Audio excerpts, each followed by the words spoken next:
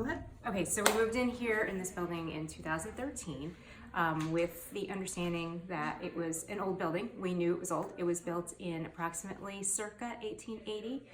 We have since researched it, and we know that the first deed was actually 1884, so it's possible it was built and then sold in 1884.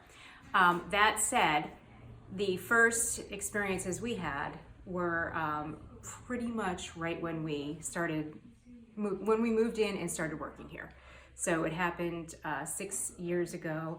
It started with me, and I heard footsteps, and I heard banging, and I heard a lot of noise that made me think that people were here, and they weren't. I was completely alone. And it also happened to our chocolatier as well. We had fewer people working here, and when it was just the two of us, we would often be here alone. There was another chocolatier, and she would be here alone a lot, and we would just hear consistently this sounding like something just banging, banging, banging. We have no furnace. We're electric heat. We didn't have anything that would kick on, maybe that needed some tuning up, nothing of that sort.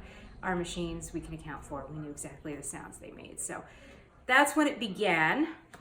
We've had construction workers here when we had this place resited 2 years later in 2015. And in the early morning, they would be working. And one day I walked in and they were visibly freaked out. And were surprised to see me walk in because they were assuming I was here the whole time that they were working, because they heard pacing. Our offices are upstairs. They heard pacing, and they heard the sound of what they thought was a woman's voice. And they just assumed it was me on the phone. You know, couldn't hear words, just more like muttering and just a feeling, and just footsteps, footsteps, footsteps. And they really didn't think anything of it until I walked in and they realized nobody else had been in the building for the whole time they were here working. That was like at 6 or 7 in the morning.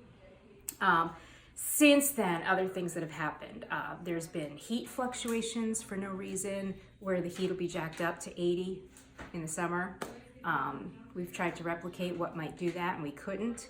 There have been other oddities, like even just last week, Emily was here alone and heard right in that room, and yes, I would say that room's probably more haunted than the most. That and the one upstairs. A man clearing his throat. We had probably, I'd say, late spring, early summer. We had somebody back here. There were customers right where you're standing by the front door, mulling around here. But then all of a sudden over there, a peanut butter jar just kind of flew off the shelf and rolled. So it came with force. It didn't just, it wasn't teetering on the edge and then just happened to fall. It just rolled halfway across the floor.